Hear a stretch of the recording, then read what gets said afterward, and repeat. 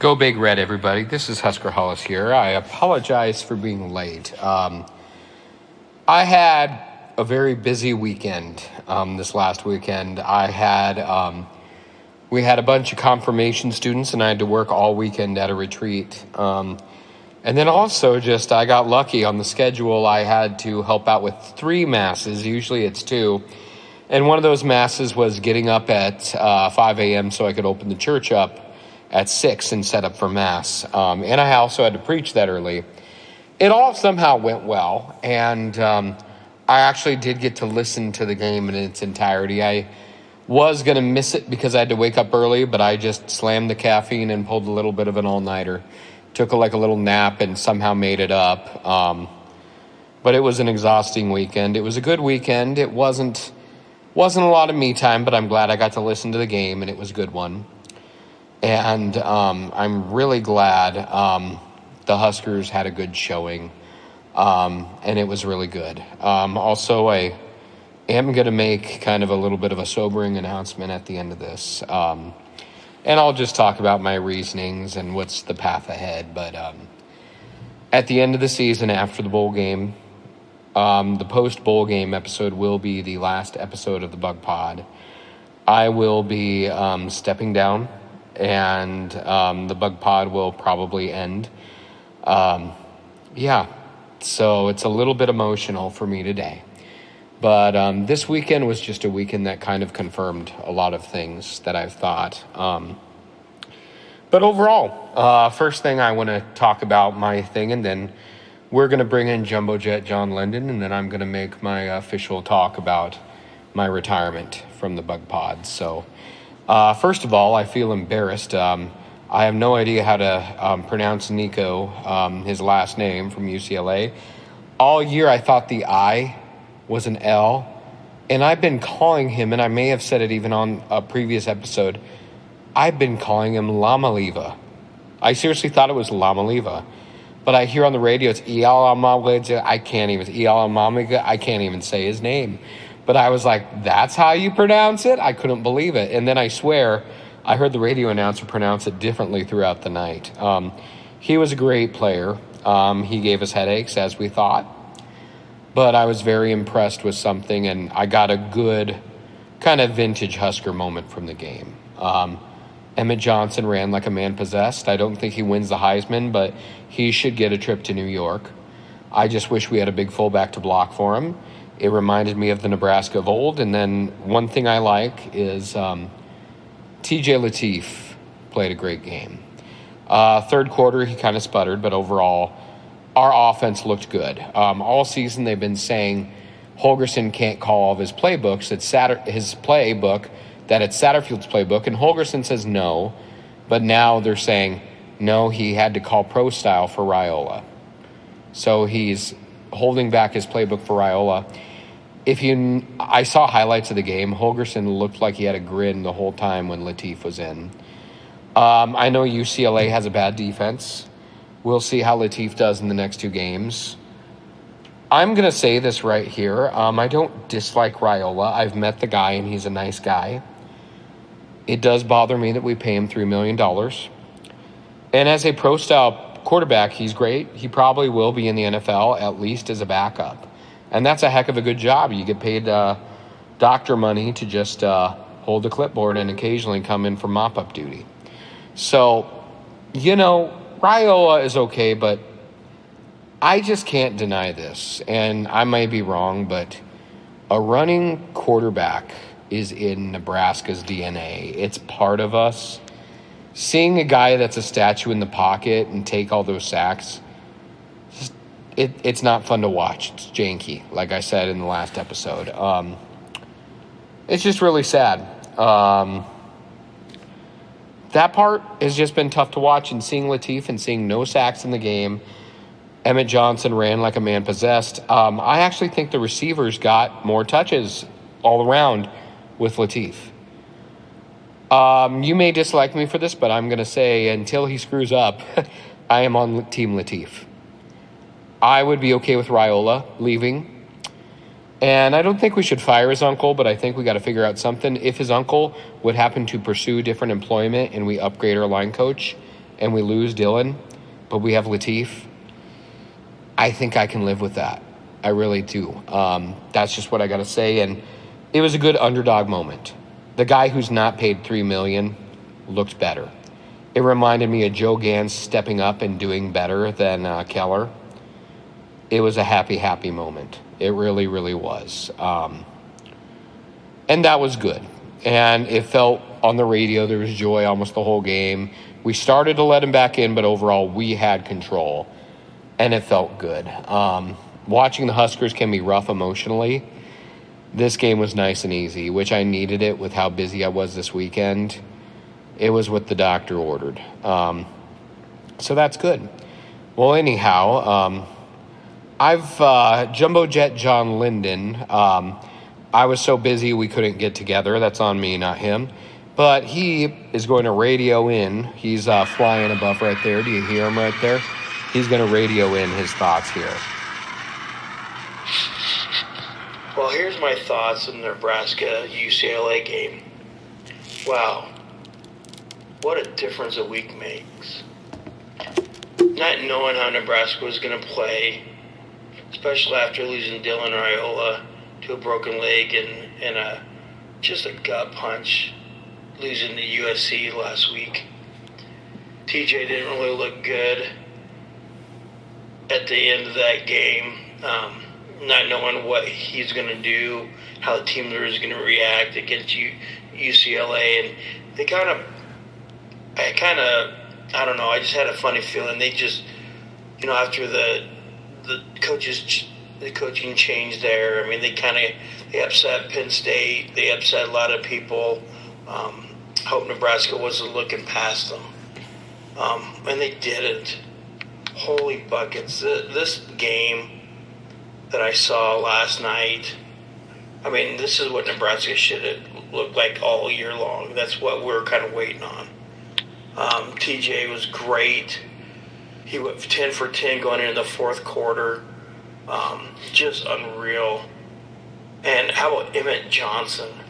First running back this season at the Division I level that had 100 yards rushing and 100-yard receiving. And the defense played well, I feel, especially against the UCLA quarterback who just ran the ball. And that's always tough to scheme against a running quarterback. But it was just exciting to watch this game.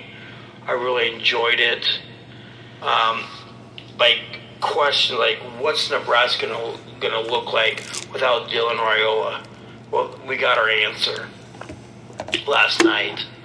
I think TJ is more than capable of filling in his shoes. Emmett Johnson's just a stud. Our defense is playing good. Our team's just playing all around ball for each other. It's just nice to watch. It's exciting. I'm excited for this Penn State game that's coming up. I know we have a bye week, and then Iowa. I'm really excited. I know we can go 2-0. We can win the rest of the games this year and make it to a really good bowl game. And it being like 9-3, that'd be great. Just what a homecoming for TJ. I mean, from Compton, California, coming in, never played in the Rose Bowl, one of the biggest stage. A true freshman, only 5 true freshmen have started at the University of Nebraska, and Dylan's one of them, and TJ is the 5th one. Just uncanny. I mean, it was just, I think Nebraska fans, I know I am, I'm excited to see what the next 2 games are going to look like if we have a bye week, and, Penn State's going to be tough, especially down there, but I'm excited. I'm and we can go to a really good bowl game. And just the coaching that this coaching staff's done, Matt Rule's done a great job here. There's nothing I can say. I mean, I'm just so happy about last night's game. It was just fun to watch. I even watched it again. The only thing I didn't like about last night is that basketball game. I mean, I'm sorry, Fox, you got to figure this out. Extend these other games that are right there instead of running into time for us to watch our Huskers. Besides that, holy buckets. You know what? Nebraska Nation, we got to be proud of this team right now. They show grit, and if they can do this without Dylan, and they can play like this from this point on, yeah, we're going to be really good the next couple of years, and we're going to be really good with Matt Rule being our head coach. And I'm glad they extended his contract so everybody can be at ease about knowing who's the guy who's going to be leading our young men into battle and everything. So I'm super proud of these guys, and there's nothing else I can say. It's go Huskers. Go Huskers indeed, Jumbo Jet. Thanks for radioing your stuff in. But yeah, it was a good day. It was a really good day, and we have a chance of winning both now. That would be really cool. Even just one of the two would be good. Penn State is interesting. They almost beat Indiana, but they lost to UCLA. Then we have Iowa. They destroyed Minnesota, but also Iowa and us at that point in the year, we're both walking wounded. That's seriously anyone's game. It's always a coin flip. I just don't want to lose it by a walk-off field goal, and I don't want to get blown out. I want to win this one. We're definitely going somewhere different than the Pinstripe Bowl, which I really like. I don't like that they're matching us up against Tennessee. I don't know if we can win that one, but who knows? We might be surprised if Latif keeps it rolling. Now, Texas. A lot of people are saying we might play Texas. They look awful good, but boy, if we beat Texas, it's going to feel like winning a natty. And boy, wouldn't it be the best possible end to the Bug Pod to do a post-game of us beating Texas. I'm just saying that would be so perfect. But we'll see. Good stuff. Next year our schedule gets harder, which I'm concerned, but Rule, with this whole Penn State debacle, got more NIL money. He wants the $30 million roster, which I don't love, and I'll talk later. But we are going to need it with the competition we face. It gets a lot harder next year. We could take a step backwards next year just because of competition, but we are improving, and that's cool. And who knows, if the line goes through some changes, if we shift to more of a mobile quarterback, things might be different. By the way, Jeff Sims had 285 yards of rushing in the last game. Crazy. Guy finally learned how to hang on to the ball. But anyhow, here comes where I'm going to step up to the podium. Might get emotional on this, but I've kind of been feeling this for a while, and I'm glad I did it this last year. I do think to process my grief about chip passing, I needed to do this year. But the more and more time goes by, the more I think my grief is processed. I can let it go and still honor Chip in other ways. I had something rare with Chip. He was a teacher of mine that we kept in touch for over 20 years. Constant communication. Maybe I didn't respect his boundaries and talk to him too much. And I've thought about that. Maybe I shouldn't have relied on him that much. I hope I wasn't a bother, but he would always say that I was one of his favorite students, even though I wasn't one of the best musically, and that was nice of him. But, I'm glad I did it this year. I had dreams where he told me you need to do the Bug Pod. And I did this year need to do it. I'm glad we got to cover a pretty fun, good year.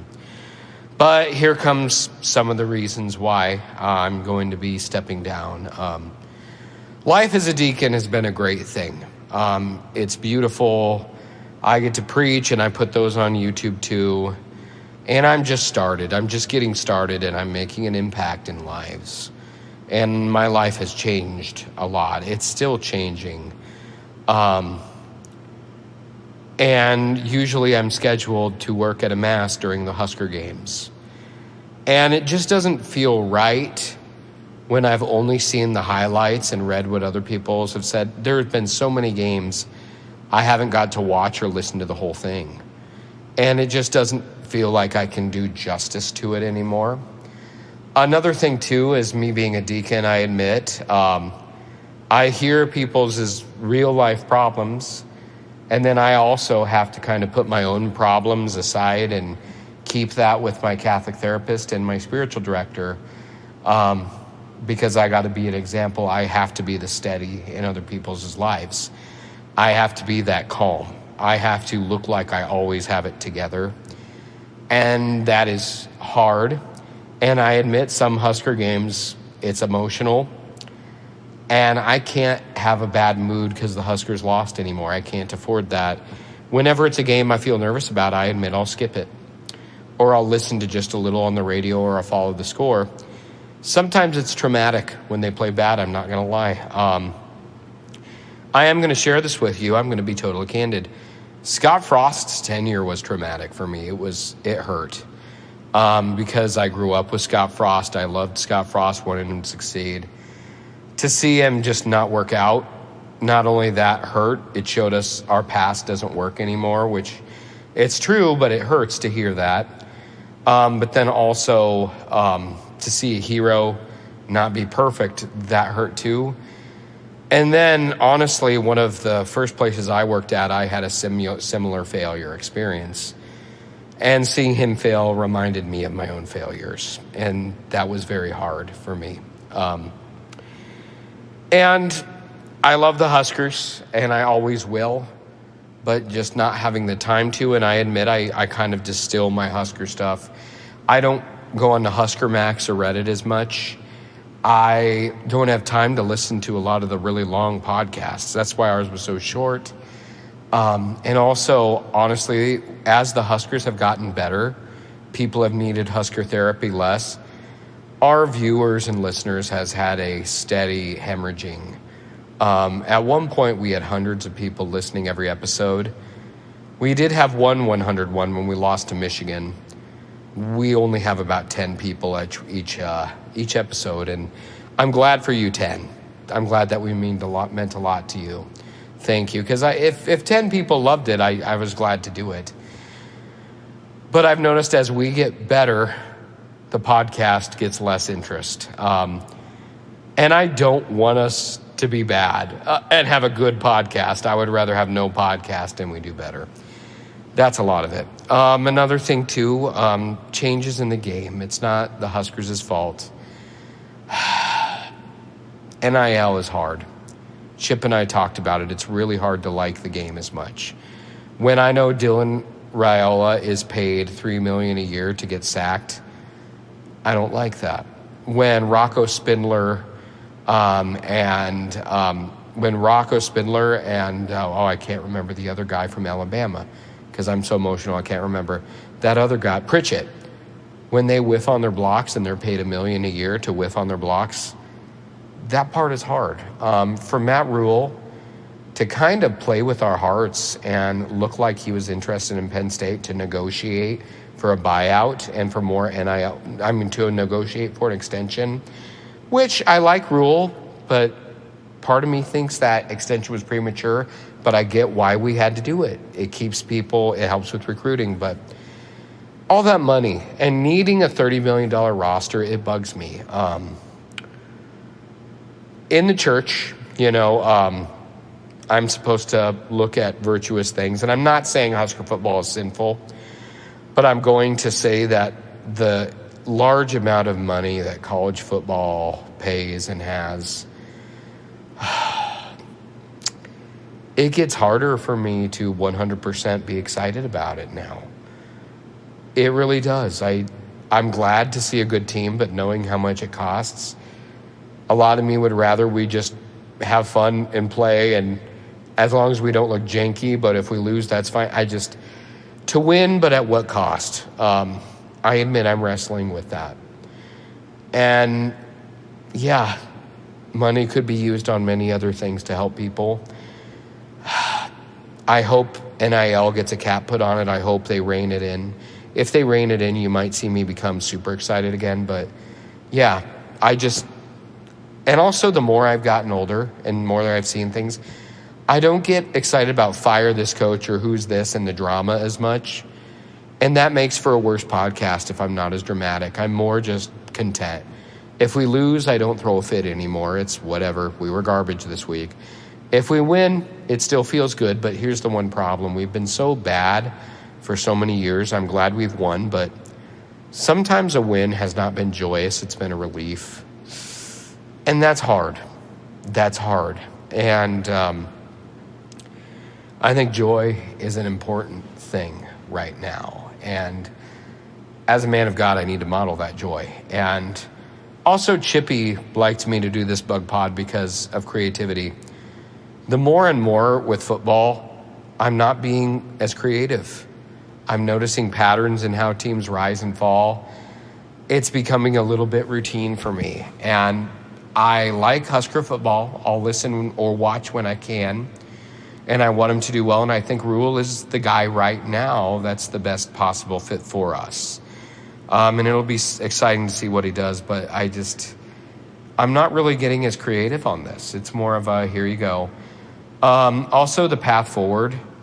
I was dreaming and hoping we would get a press pass or something eventually, or get some former Huskers on, and it just didn't happen. We did get Bo Pelini's Sprinkler Man. That's an old episode you got to listen to, and that was a great one.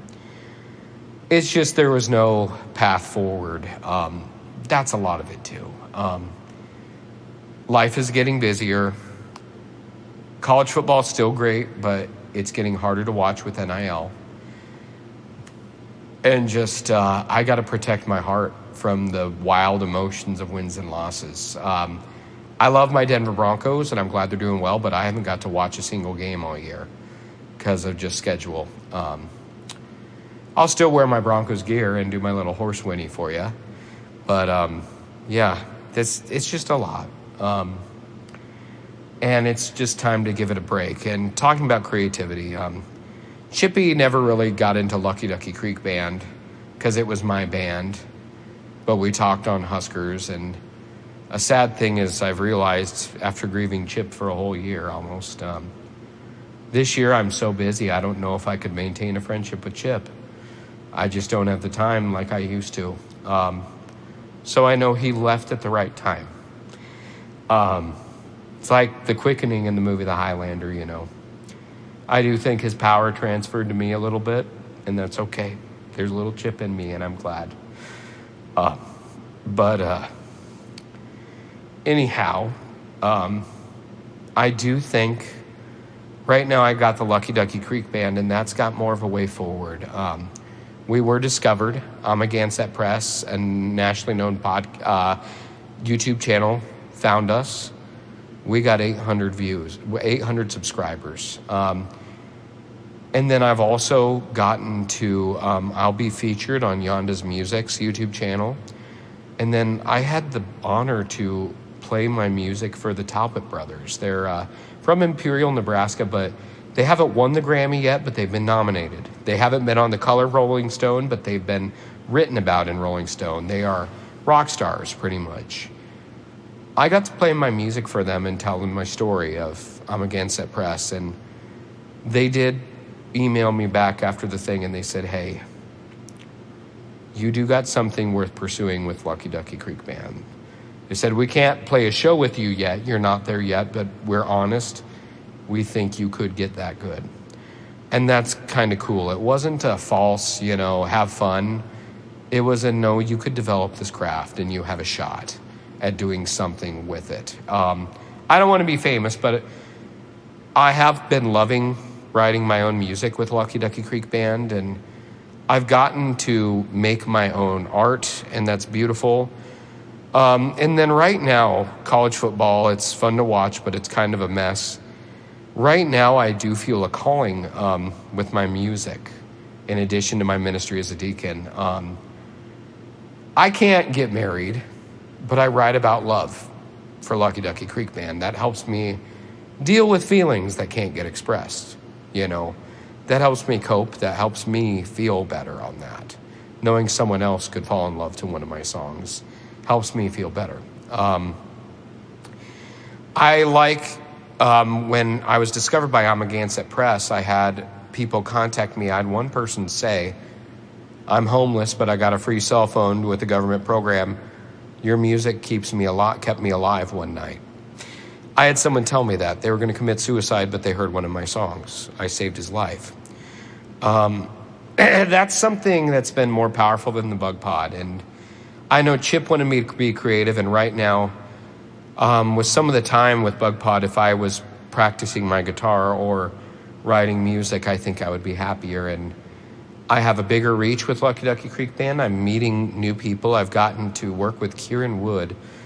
And then Maddie Baker has been a great musician to work with, too.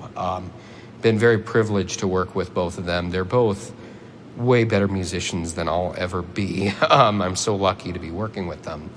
And then Mike Gapp, I miss him since he moved, but he helped me get it off the ground. And right now, music needs to be a battle. Live music is not what it used to be, but the audience is still there. It's moved online. And Lucky Ducky is primarily online, so it's good. And then right now there are AI bands out there, and AI music, some of it is actually surprisingly good. Not gonna lie. But I think we can appreciate that for what it is, but we still need humans to make music and make art. I think we need both. I think both are kind of cool to have. And that's something worth pursuing right now. And also I teach students, and right now I am teaching at full capacity. I can't believe how many private students I have and how much of a difference I'm making in their lives. It's amazing. But then Lucky Ducky, it's all family-friendly music. My students get to work with a guy in a band. And a couple years from now, some of my students might be in Lucky Ducky Creek Band. The band's lineup is ever-changing, so the band never breaks up. It can flow. And if there's no band, I can gig solo as Lucky Ducky. So that's kind of where it's going. And yes, down the road, I would like to make a Nebraska Cornhuskers themed album called Cornhusker Jamboree. That would be really fun. And I think I can honor Chip. There was times when Chip and I would be so frustrated with the Huskers, we would stop talking. And then he would send me music. And then I would send him music, and we would talk about that. And that was always there, you know. And so, yeah, I'm glad I did it for 1 year for Chip. And Chip, I'm going to do my best to keep honoring you. And we're going to make the music. We're going to do the Lucky Ducky Creek Band and keep preaching and keep teaching. And it's been a heck of a ride. We're going to have a fun last few episodes. And the bowl game special will be done after the bowl game. That's over Christmas break. If you would like to zoom in and be on that last episode, if we want to just make that last episode a big gathering, I'd be down. Or if it's just me and John or just me talking to you, that's okay. But I'm going to always love the Huskers, because you know what? The Huskers I've liked isn't about the luxury box seats.